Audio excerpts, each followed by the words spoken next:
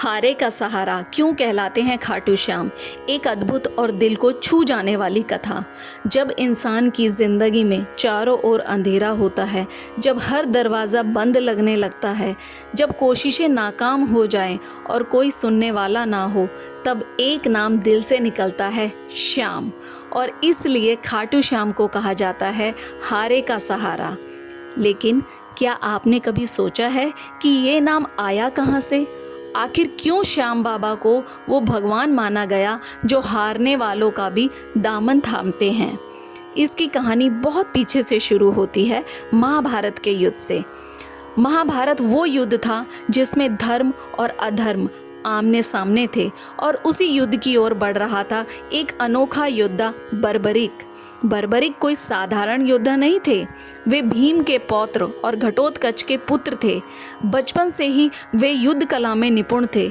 उनके पास 3 ऐसे बाण थे जिनसे वे पूरी पृथ्वी पर जीत हासिल कर सकते थे।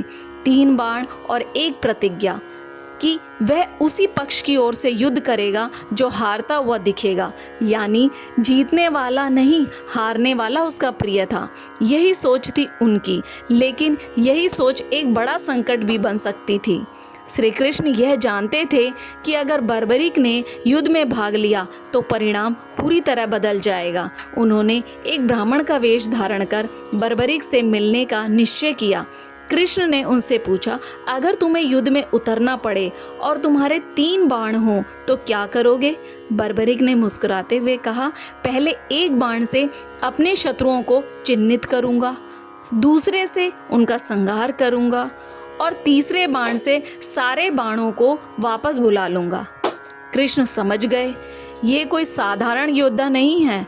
तभी उन्होंने बर्बरीक से उनका सिरदान मांगा। युद्ध से पहले जरा सोचिए, युद्ध शुरू होने वाला है, योद्धा उत्साहित है, शक्तिशाली है, लेकिन भगवान उसी से उसका सिर मांगते हैं। और बर्बरीक बिना एक पल भी रुके मुस्कुराते हुए सिर अर्पण कर देते हैं। ऐसे त्याग पर श्री कृष्ण भी अभिभूत हो गए। उन्होंने बर्बरीक को वरदान दिया कि कलयुग में जब सब दरवाजे बंद होंगे, जब कोई खुद को हारा हुआ महसूस करेगा, तब लोग तुम्हें याद करेंगे और तुम ही उनके श्याम बनोगे। और तब से यही बर्बरीक बन गए हमारे खाटू श्याम। राजस्थान के सीकर जिले के खाटू गांव में बना हुआ है वो मंदिर, जहां आज भी वही सिर पूजा जाता है जो बर्बरीक ने दिया था।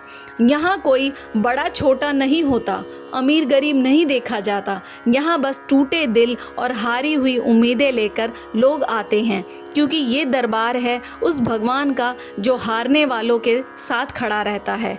यहाँ कोई मायूस नहीं लौटता, क्योंकि यहाँ मिलती है वो शक्ति जो फिर से उठ खड़े होने की हिम्मत देती है।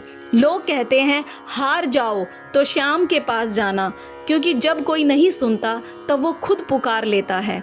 और इसलिए खाटू श्याम को कहा जाता है हारे का सहारा, क्योंकि जब तुम हार जाते हो तब वो तुम्हें थाम लेते हैं। जब दुनिया तुम्हें छोड़ देती है तब वो तुम्हें गले लगा लेते हैं। और जब सब कह देते हैं अब कुछ नहीं हो सकता, तब श्याम कहते हैं अब सब कुछ होगा।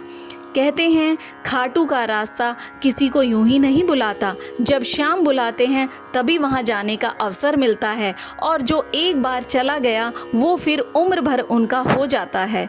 खाटू श्याम कोई सिर्फ मंदिर नहीं है, ये वो अनुभव है जो अंदर तक बदल देता है। यहाँ की हवा में भी उम्मीद बसी है और दीवारों में भक्ति की गूंज।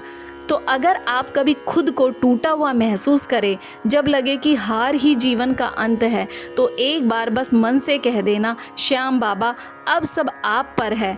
और देखिए कैसे चमत्कार होने लगते हैं, क्योंकि श्याम से हार कर ही असली जीत मिलती है। और इसलिए हारे का सहारा श्याम हमारा।